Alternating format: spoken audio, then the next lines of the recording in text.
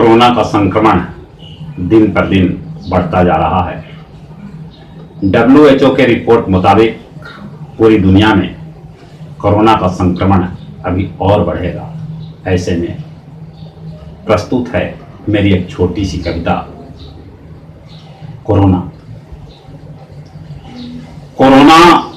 कर रहा दबे पांव बार, कोरोना कर रहा दबे पांव बार, बन रहा जान का दुश्मन,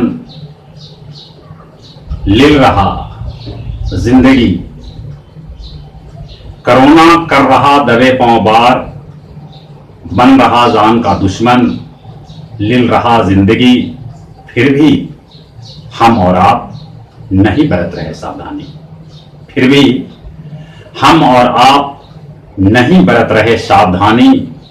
मुंह और नाक पर नहीं लगा रहे मास्क, मुंह और नाक पर नहीं लगा रहे मास्क। सोशल डिस्टेंसिंग का नहीं कर रहे पालन। मजबूरन फिर से लगाना पड़ा लॉकडाउन 16 दिनों के लिए पूरे प्रदेश में।